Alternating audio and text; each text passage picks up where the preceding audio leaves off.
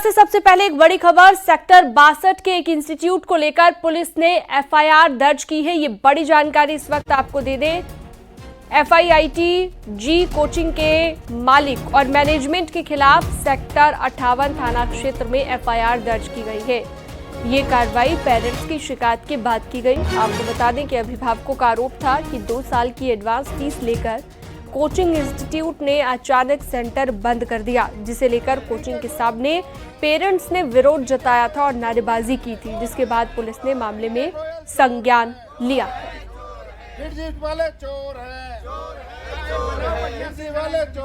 हमारे सेक्टर 58 थाना के अंतर्गत सेक्टर 62 में फिटजी का एक सेंटर था, जिसमें जब परसों बच्चे पढ़ने गए थे तो वहाँ का स्टाफ पूरा नदारद था। इस पर कल उनके गार्जियन ने कंप्लेंट दी थी, जिस पर क्रिमिनल कॉन्स्पिरेसी और क्रिमिनल ब्रीच ऑफ ट्रस्ट का मैनेजमेंट और मालिकों के खिलाफ मुकदमा लिखा गया है और इसमें आवश्यक वैधानिक कार्रवाई की जा रही है। आज यूपी का 76वां स्थापना दिवस है। इस मौके पर नोएडा में भी यूपी दिवस कार्यक्रम शुरू हुआ, जो कि 3 दिनों तक चलने वाला है। सेक्टर 33A के शिल्पहाट में इसका आयोजन किया गया है। इसमें यूपी और नोएडा की विकास यात्रा दिखाई दी है। साथ ही जेवर एयरपोर्ट और फिल्म सिटी को लेकर भी जानकारी दी गई। इसमें यमुना अथॉरिटी और नोएडा अथॉरिटी की ओर से स्टॉल लगाए गए हैं।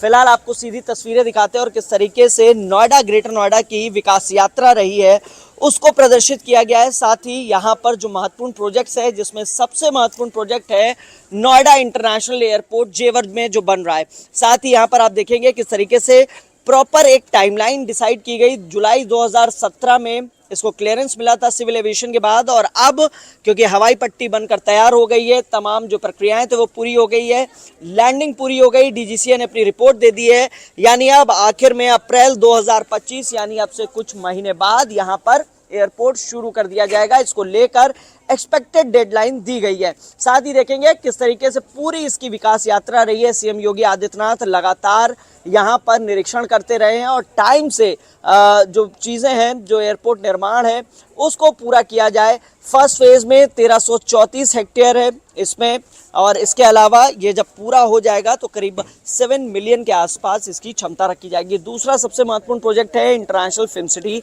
ये भी 230 एकड़ में सबसे पहले बनकर तैयार होगा। इसकी भी नींव रख दी गई है और यहाँ पर भी काम जल्दी से चल रहा है।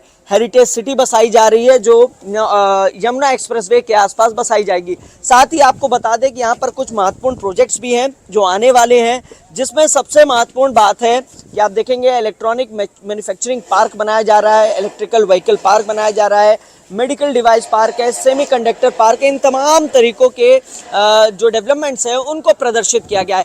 आपको दिखाएंगे यहाँ पर, ये देखिए यहाँ पर मेले का नाम भी जो है महाकुंभ मेला दिया गया है। जहाँ प्रयागराज में महाकुंभ हो रहा है, इसी तरीके से यहाँ पर भी एक मेले का आयोजन किया गया। और आप देखेंगे सबसे महत्वपूर्ण जो उत्तर प्रदेश सरकार की स्कीम है, 1 डिस्ट्रिक्ट 1 प्रोडक्ट, वो तमाम प्रोडक्ट 75 जिले के वो भी यहाँ पर प्रदर्शित किए जाएंगे।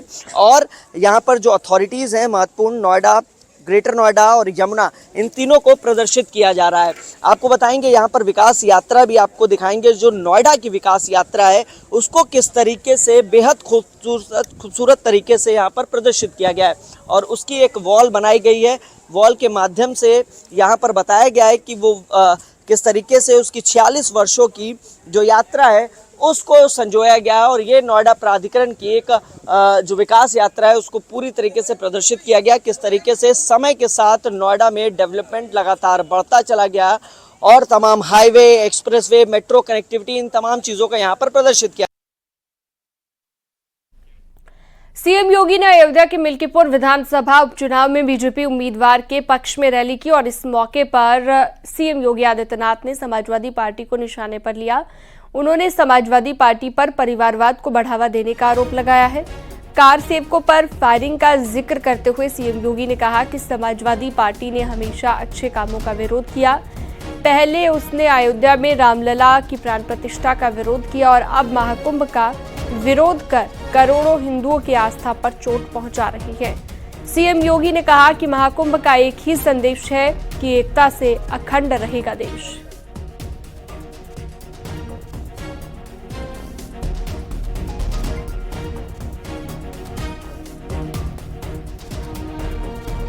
यही समाजवादी पार्टी है जिस समाजवादी पार्टी के हाथ कार सेवकों की खून से सने हुए हैं, जिन्होंने सरयू मैया को कार सेवकों के खून से लाल करने का काम किया था। अयोध्या की गलियों में निर्दोष कार सेवकों पर गोलियां बरसाई थी। ये वही समाजवादी पार्टी है। अयोध्या में राम मंदिर का विरोध करती है, महाकुंभ का विरोध करती है। जब हम लोगों ने प्रधानमंत्री जी की प्रेरणा से अयोध्या के इंटरनेशनल एयरपोर्ट का नामकरण महर्षि वाल्मीकि के नाम पर रखा, समाजवादी पार्टी ने उसका भी विरोध कर दिया। एकता के मार्ग में सबसे बड़ी चुनौती है जातिवाद, सबसे बड़ी चुनौती है परिवारवाद, और आज उसी परिवारवाद पर प्रहार करने के लिए मैं आपके पास आया हूं। उसी जातिवाद पर प्रहार करने के लिए मैं आपके पास आया हूं, आपसे अनुरोध करने के लिए, आपसे अपील करने के लिए। आपके विकास में बाधा है ये परिवारवाद और जातिवाद की राजनीति। आपके विकास में बाधा है ये बांटने की राजनीति। आपकी आस्था के साथ खिलवाड़ है परिवारवाद की राजनीति और जातिवाद की राजनीति। ये जातिवाद की राजनीति वे लोग कर रहे हैं, ये परिवारवाद की राजनीति वे लोग कर रहे हैं जिन्होंने केवल और केवल अपने परिवार की चिंता की, जनता जनार्दन की चिंता नहीं की। किसी दलित, किसी वंचित, किसी पिछड़ी जाति के व्यक्ति का, किसी का भी इन्होंने कभी उत्थान नहीं किया। लोहिया जी ने एक बात कही थी समाजवादियों के लिए, उन्होंने कहा था संपत्ति और संतति के चक्कर में जो पड़े वह समाजवादी नहीं। आप मुझे बताओ, ये आज के समाजवादी तो संपत्ति के ही चक्कर में ज्यादा पड़े हैं। जो प्लॉट खाली है वह प्लॉट हमारा है, उस पे सब जगह इनके झंडे लग जाते थे, जगह जगह झंडे लग जाते थे, कब्जा कर लेते थे। इनका झंडा अपराधी और माफियाओं को बचाने के लिए था। और बहनों और भाइयों, इनकी सहानुभूति कभी किसी गरीब के प्रति नहीं होती है, किसी कमजोर के प्रति नहीं होती है। ये लोग उस हर कार्य का विरोध करते हैं।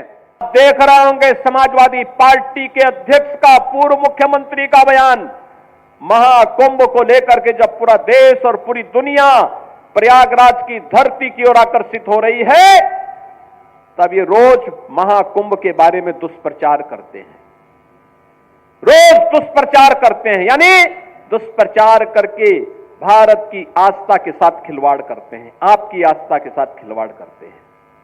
याद करिए 22 जनवरी 2024 को जब अयोध्या में आदरणीय प्रधानमंत्री श्री नरेंद्र मोदी जी के कर कमलों से 500 वर्षों का इंतजार समाप्त हुआ और प्रभु रामलला अयोध्या में विराजमान हुए, समाजवादी पार्टी ने तब भी विरोध किया था। समाजवादी पार्टी ने तब भी विरोध करके आपकी आस्था के साथ खिलवाड़ किया था। प्रदेश में शुरू हुआ पोस्टर वार थमने का नाम नहीं ले रहा है। एसपी और कांग्रेस के बाद अब बीजेपी नेताओं ने पोस्टर लगाकर विपक्ष पर निशाना साधा। मिल्कीपुर विधानसभा उपचुनाव से पहले बीजेपी के प्रदेश मंत्री ने लोहिया पथ पर होर्डिंग लगाकर कांग्रेस को अम्बेडकर विरोधी बताते हुए जमकर निशाना साधा। होर्डिंग पर जवाहरलाल नेहरू के बहाने राहुल गांधी को घेरा गया था। नेहरू ने कैसे बाबा साहेब को चुनाव हरवाया था उसका जिक्र किया गया, जिसका समर्थन खुद निषाद पार्टी के अध्यक्ष और कैबिनेट मंत्री संजय निषाद ने भी किया है।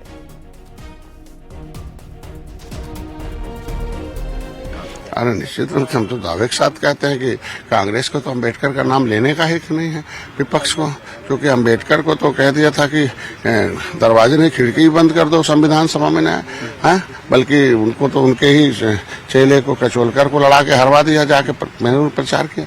वो तो डॉक्टर जोगेंद्र मंडल निषाद जो है, जो कृषक पार्टी के राष्ट्रीय अध्यक्ष है जो है वेस्ट बंगाल में, वो मुस्लिम लीग और कृषक पार्टी दोनों 6-6 महीने का समझौता था, वो प्रधानमंत्री पद से इस्तीफा दी अपने खुलना जसोर से, फिर वहां से इनको अंबेडकर को लड़ा के जितवाक भिजवाया। तो इनको तो अंबेडकर का नाम लेने का हक ही नहीं है। अंबेडकर की बातें छोड़ दीजिए, संविधान में मिला हुआ हक किस तरीके से आप देखते होंगे। पंडित जवाहरलाल नेहरू का वो जो पत्र पढ़ रहे थे मोदी जी कि उन्होंने कहा कि हम आरक्षण के पक्ष में कतई नहीं, और नौकरी में तो और आरक्षण। आखिर तो ये कमजोर आदमी कैसे मजबूत होगा भाई? लोकतंत्र का मतलब ही ना, कमजोर घोड़ा मजबूत घोड़े को अलग अलग भोजन दिए जाएंगे तभी वो समान हो पाएगा। तो उसका मतलब मजबूत को मजबूत करते रहेंगे, कमजोर को कमजोर करते रहेंगे, यही तो नीति रही इनकी। फूट डालो राज करो, कमजोर होंगे तो उनको लूटते खाते रहो, इनको हमेशा ये सर पर धोएंगे टोकरी, नहीं करेंगे नौकरी, ये इनका नीति रहा। लेकिन आज मोदी को धन्यवाद दूंगा कि अम्बेडकर के सपने को, माननीय योगी जी मोदी, अम्बेडकर के उस मिशन को आज हम लोग लागू करने में काम। बीते दिनों उत्तर प्रदेश में शुरू हुई पोस्टर की सियासत थमने का नाम नहीं ले रही है। पहले सपा, फिर कांग्रेस के बाद अब भारतीय जनता पार्टी के नेताओं ने भी पोस्टर लगाकर विपक्ष पर निशाना साधना शुरू कर दिया है, जिसके तहत बीजेपी के नेता अभिजात मिश्रा ने भी इसी जगह पर कई पोस्टर लगाए, जिनमें कांग्रेस को अंबेडकर विरोधी बताते हुए इस बात का जिक्र किया कि खुद पंडित नेहरू ने अंबेडकर जी को हरवाने का काम किया था। कांग्रेस खुद को दलितों का हितैषी तो बताती है, लेकिन असलियत ये है कि कांग्रेस शुरुआती दौर से ही दलित विरोधी थी, जिसका समर्थन खुद योगी सरकार के मंत्री संजय निषाद ने भी किया और कांग्रेस पर जमकर निशाना साधा है। हालांकि इस दौरान कांग्रेस ने पलटवार करते हुए इन लोगों को बेरोजगार बताया है। कैमरामैन गोपी गिरी के साथ राजीव प्रताप सिंह, न्यूज 18 लखनऊ। बस्ती जिला प्रभारी और कैबिनेट मंत्री आशीष पटेल बस्ती दौरे पर रखे, जहां पर कई कार्यक्रम में उन्होंने शिरकत की और विकास कार्यों की समीक्षा की। आशीष पटेल ने बताया कि सारे संस्थानों के ग्रेडेशन को सुधारने की कोशिश जारी है। मदन मोहन मालवीय इंजीनियरिंग कॉलेज गोरखपुर को नैक में ग्रेडेशन मिला है। हम लोग ऑल इंडिया रैंकिंग का भी प्रयास कर रहे हैं। सारे संस्थानों की ग्रेडेशन को ऊपर करने का प्रयास हो रहा है, तो उसके लिए नैक का ग्रेडेशन है।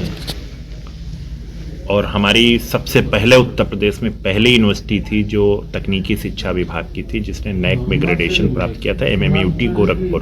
फिर इसके बाद HBTU कानपुर ने भी नैक में ग्रेडेशन प्राप्त किया।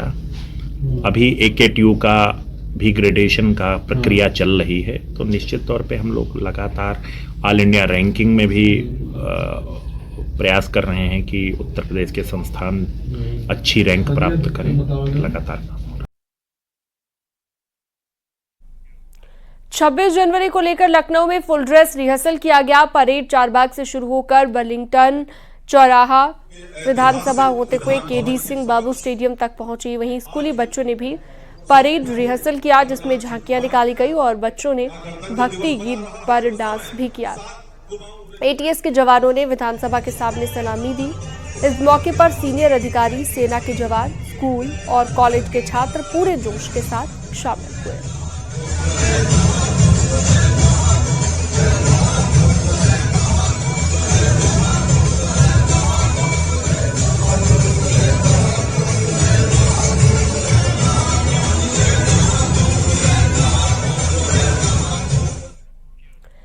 अमूल ने दूध की कीमत घटाई है। अमूल दूध 1 रुपए प्रति लीटर सस्ता हो गया है और अब अमूल गोल्ड का 1 लीटर का पैकेट 65 रुपए में उपलब्ध होगा, जबकि आधे लीटर का पैकेट 33 रुपए का होगा।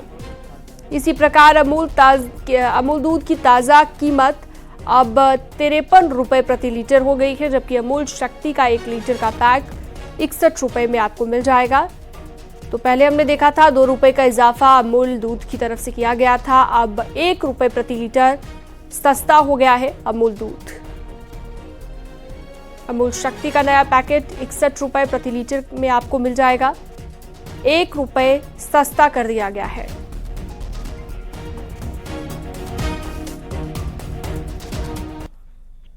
खबरों का सिलसिला जारी है, वक्त एक छोटे से ब्रेक का। सिक्योरिटी फीचर से लैस होगा। IRC यानी कि इंडियन रोड कांग्रेस की ओर से तय मानकों के अनुसार सिक्योरिटी फीचर इंस्टॉल किए जाएंगे। इसके लिए नोएडा अथॉरिटी की ओर से consultant company regional centre for urban and environmental studies ने सर्वे किया है। दिल्ली को आगरा और ग्रेटर नोएडा से जोड़ने वाले एक्सप्रेस वे के सफर को सुरक्षित करने के लिए कदम उठाए गए हैं। नोएडा ग्रेटर नोएडा एक्सप्रेसवे पर ही मौजूद है।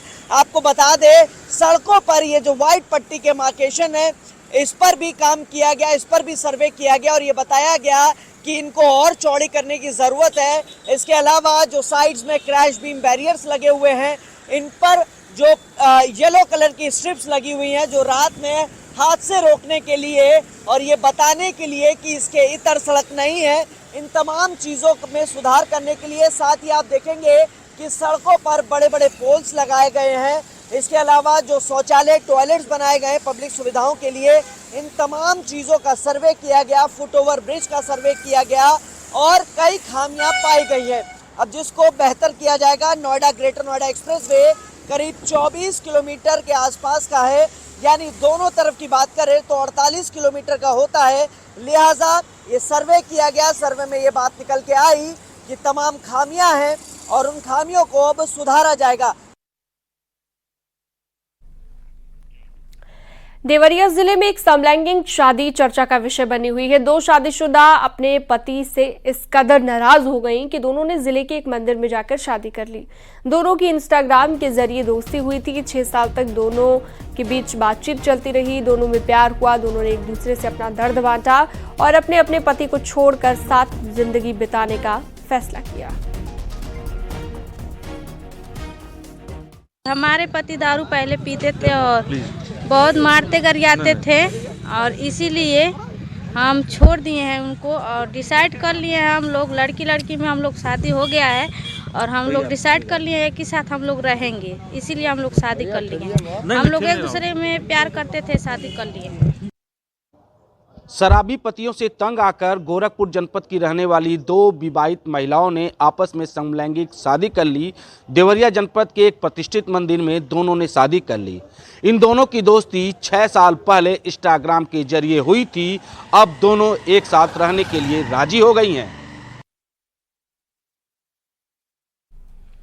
खबरों